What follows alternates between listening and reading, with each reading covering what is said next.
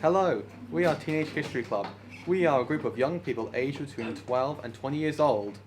We meet up after school every Friday to work on history projects.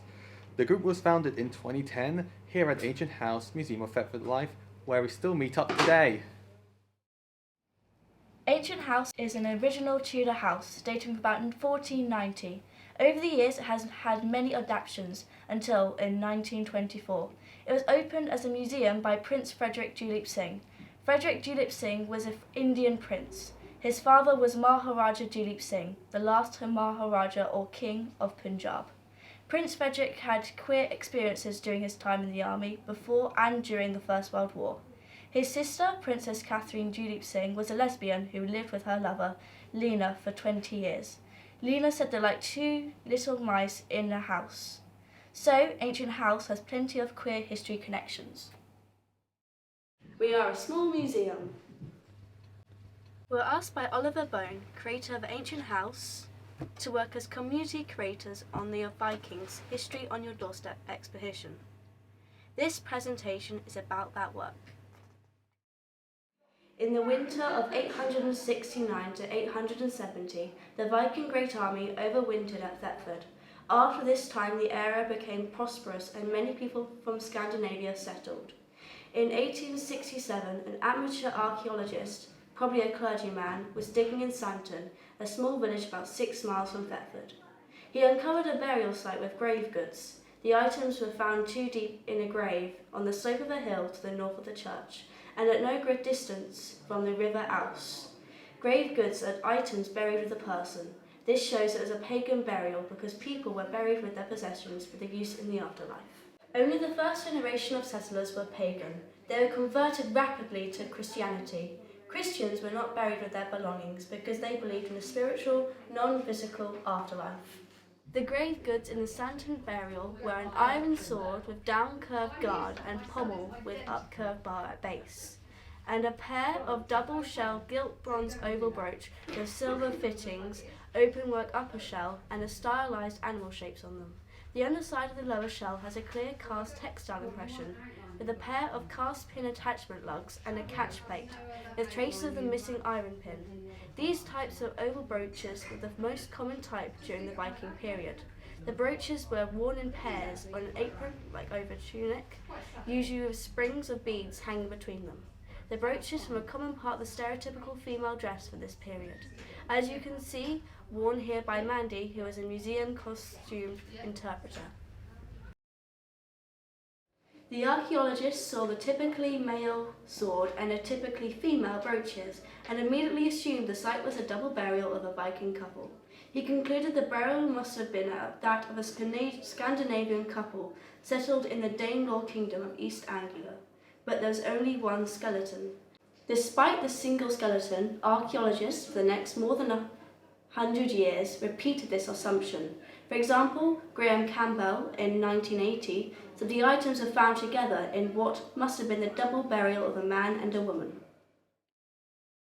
We often hear the claim nowadays that we are projecting a modern view of gender onto the past, as if merely suggesting that people would have historically existed outside the gender binary will cause the entirety of history to disappear in a burst of transphobia. But the Santon burial is an excellent example of how imposing historic and rigid gender ideals onto the past actively impacts and obscures the real facts behind the stereotypes. As a result of this, we knew these objects needed a queer reinterpretation. Queer interpretation of objects is not a new idea for Teenage History Club. We have long been exploring the queer objects in our collection because we believe the museum is fundamentally a place of inclusion. If a queer, non-white visitor looks into our exhibition case and sees only a cis-het white history reflected back, we have failed not only in our roles as a place of education, but also as a place of safety and public interest. So in order to combat these myths, we applied to loan the items from the British Museum. And then we waited and waited. And then we decided to do other things, such as planning our own podcast series with Claire Mead, inspired by Anne and Jefford Frank's excellent Vikings Are Gay podcast. This is currently a work in progress and will be released alongside other projects with Claire's drag alter ego, Eugene Delacroissant, director of all the museums. as well as a poetry workshop with Leicester's own J. Hume.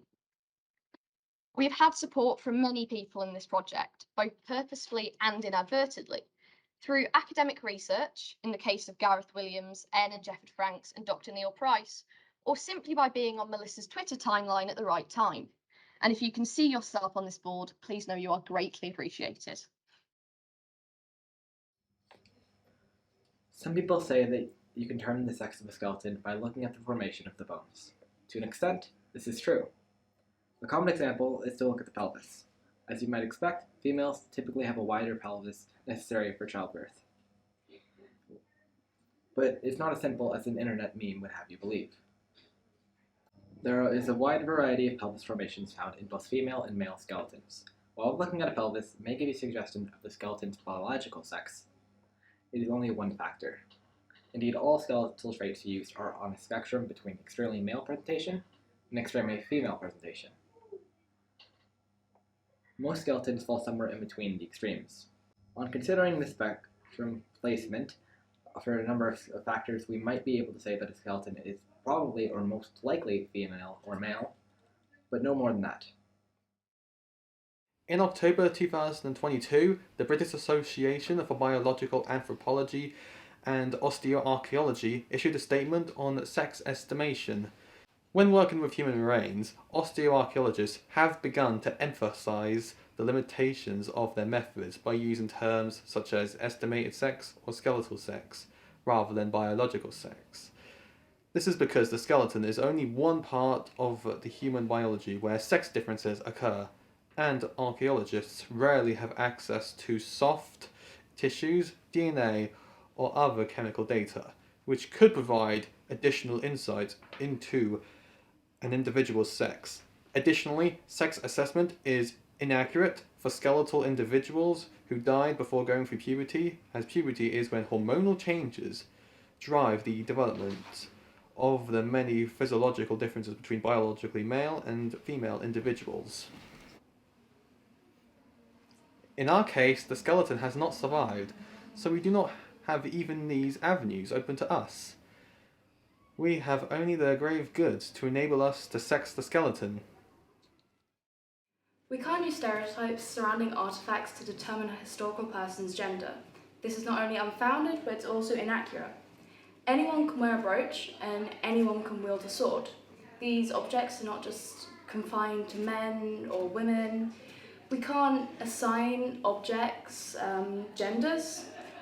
We recognise that nowadays, so why do we continue to use these same stereotypes when interpreting historical digs? When we're free of these societal norms, we can interpret historical data in a more clear and open way. This particular individual found in the dig could have been gender non-conforming, they could have been trans, they could have been non-binary. Those are just some of the options that they could have been, but we'll never know for sure because we never knew that person. We set out to design the display case to share this idea with the visitor. To do this, we decided to use a pictorial representation because it would draw attention and begin making visitors question the person's gender. We decided to overlay the pictorial representation on the glass of the display case. This had the added advantage of showing the brooches through the outline figure in the case, in the location they would have been worn. We began by making a basic outline to be placed over the display case to see if the idea would work. To do this, we drew around Sam, a member of Teenage History Club, onto a sheet of clear plastic, which is normally used for wrapping flowers. We laid it over the front of the exhibition case. From there, we decided the brooches and sword would rest behind the outline in the places they would naturally be on the person. This draft version gave us confidence to go forward with this interpretation method. We decided to commission an artist to do the drawing. As brilliant as we all are, we didn't think we could do a good enough job, so we went for a professional artist called Peter Kent. To commission Peter, we needed to write an artist's brief. To do this, we needed to research the clothing of the time period for historical accuracy. We consulted books by archaeologists and historians. We also consulted the archaeological reports for Thetford, including one for a dig which took place in the car park behind the museum. We asked Peter to include specific belt buckle and strap end from the report. We checked with the printer to find out how thick the lines of the drawing would need to be clear and easy to apply on the glass of the case as vinyl. We decided on the position, overall body type, head and facial features of the figure. We decided that the figure would have mid-length hair and overall androgynous features and a simple pose with their arms resting on the pommel of the sword. But the sword was too fragile to be displayed in this vertical position, so we had to change to have the figure's hands as if they were about to grasp the sword. We sent the brief to Peter. He created the first draft for us to see. We needed to ask for some changes. The belt needed to be tied differently, the face was too feminine, and the neckline was too blocky. It needed to be more key-shaped. So we annotated the drawing and sent it back to Peter. He sent us another draft. We were happy with this version and asked him to send it to the printer.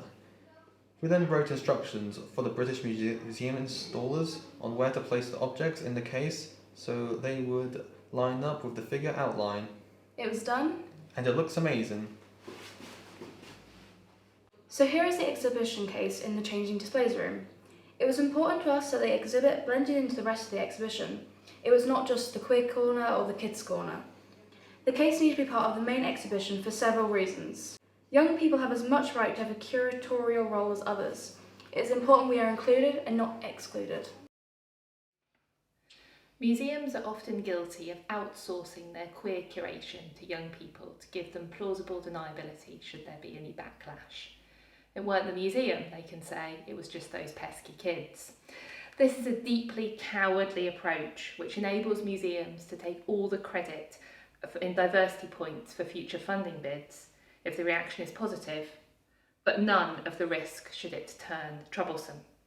I was not prepared to allow Teenage History Club to be made simultaneously the vanguards of queer interpretation for our site and the shield protecting the service from negative press.